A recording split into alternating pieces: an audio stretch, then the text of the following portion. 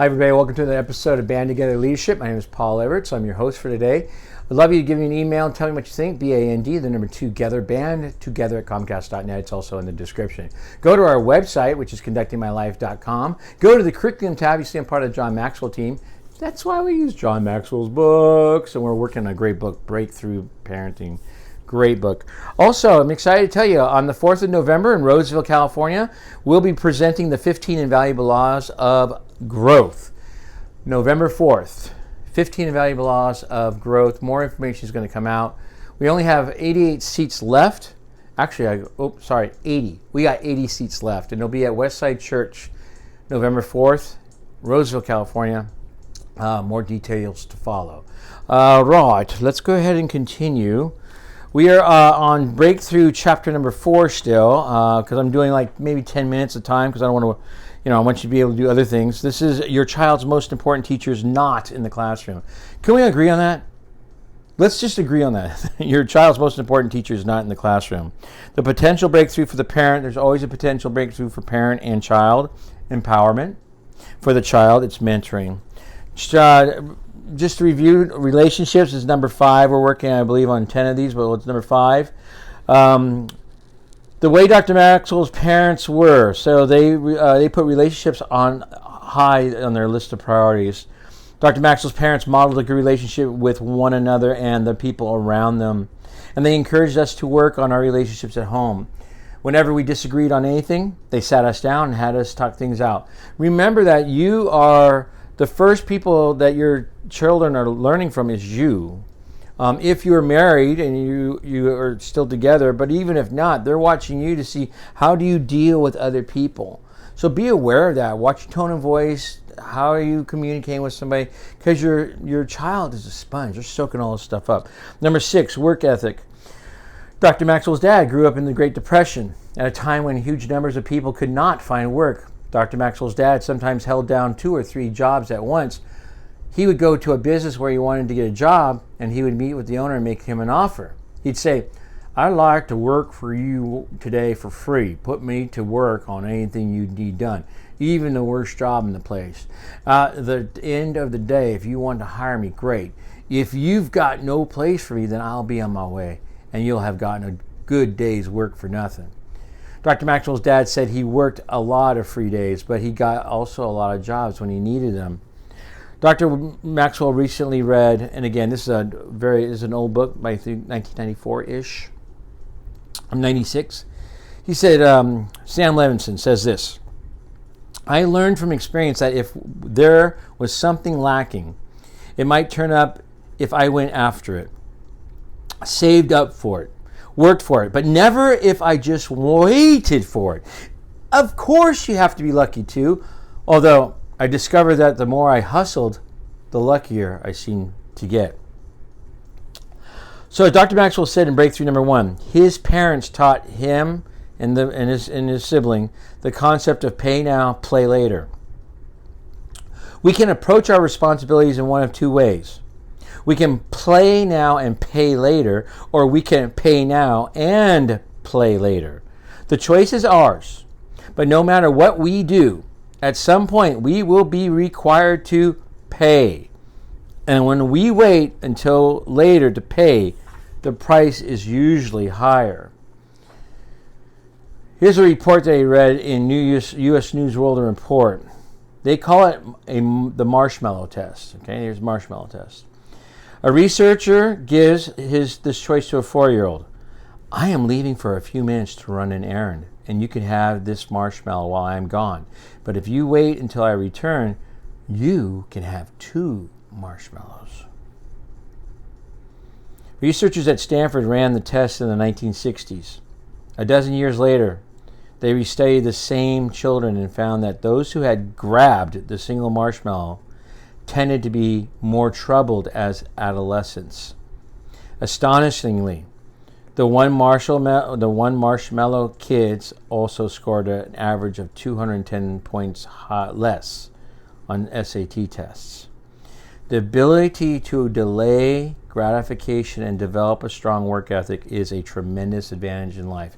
And it's going to be a harder thing to teach because you think about the fact if you have your child doing games. They get instant feedback on the games, and that's not how humans work. And I don't think we're ever going to work that way. I don't think we've evolved, frankly, in the last several thousand years. I mean, we're still hurting people. We still hurt ourselves. We're lost as a species, man. We're blowing people up. And so I just say to you right there, do what you can to teach delayed gratification. Attitude. Oh my gosh. Number 7 is attitude. You already know how important Dr. Maxwell thinks a positive attitude is. He learned that from his dad. For instance, when he was in junior high, Dad pulled him out of school one day so he could hear Harry Blackburn speak. Harry Blackburn, fantastic motivator. At the end of his speaking time, he spat in the palms of his hands, clenched his fists, and began to shadow box. As he moved around, he recited the poem. If you think you're beaten, you are. If you think you dare not, you don't. If you'd like to win but think you can't, it's almost certain you won't. Life's battles don't always go to the stronger or faster man, but sooner or later, the man who wins is the man who thinks he can. When he finished, the entire audience was on its feet clapping and cheering, including Dr. Maxwell. He turned to his dad and said, "That's us, Dad, isn't it?" And Dr. Maxwell's dad said, "Yes, John, it is." Number 8, honesty. Thomas Jefferson called honesty the first chapter in the Book of Wisdom. And Dr. Maxwell is sure his parents would agree. He says, "I count both of them wise. There was always consistency between their words and actions, and I could depend on them to be honest with me about anything." So think about that. You know, when you tell a lie to your child, you've taught them how to lie, right? Dr. Maxwell does a good little story too about the fact that we have to be consistent, you know, and stay true to our word. So he tells a story about a father who's waiting up for his girl because he told his daughter, "Hey, you need to be home at midnight." Well, sure enough, he's waiting up for her. It's midnight. Not there. 12:15. Not there. Now he's getting worried. 12:30. She shows up. She comes in. "Oh, Daddy, I'm sorry. I'm so sorry. I didn't mean to be late." What does the dad say? Innocently enough, "That's okay. I'm just glad you're safe."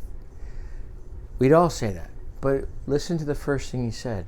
That's okay. So he innocently taught his daughter it's okay to lie. It's okay not to tell the truth. It's okay to miss deadlines. It's not okay, man. His daughter scared him. That's not okay. So what would you say then, Paul? And the daughter comes in and he says, "Oh, Daddy, I'm so sorry. I'm late. I'm so sorry. Don't be mad at me. I'm sorry." And then you don't say, "That's okay." You say, "I forgive you. I accept your apology. I'm glad you're home safe." Be careful what you say. The most innocent thing is the same thing with being honest. You got to be honest with the kids. When they're hurting you, let them know they're hurting you. When they're doing well, let them know they're doing well. Don't lie to your children. You lie to them, you teach them how to lie. Okay, we're running out of time. Number 9 is generosity. Generosity is something that's been ingrained in all 3 of Dr. Maxwell's kids. Recently, he came across something he wrote in 1979. It was his definition of success. And this is what he says. Success is choosing to enter the arena of action determined to give yourself to that cause which will better mankind and the lost for eternity.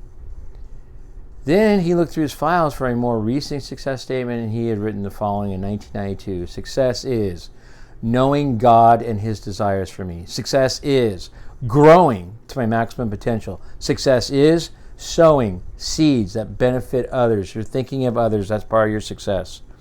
And then for him, it doesn't have to be for you, so don't freak out. It's who he is. It's who I am and I happen to be. Boom. Dependence on God. One of his dad's favorite phrases while he was growing up was, "Without us, God will not. Without God, we cannot." And he used to love to quote John 15:5. "Without me, ye can do nothing." Okay? So, we have a couple more pages left. We'll just wrap it up quickly. Stages of a child's development. You have age of regulation, 0 to 7. You have age of imitation, 8 to 12. And then you have age of inspiration, 13 to 12. Bottom line is that you want to help your children develop character and values as they mature. The values you pick up are up to you. The values you pick up are up to you. Begin by looking at the ones my parents used and the priorities I talked about in breakthrough number 3. Some of those will undoubtedly correspond to the values you embrace.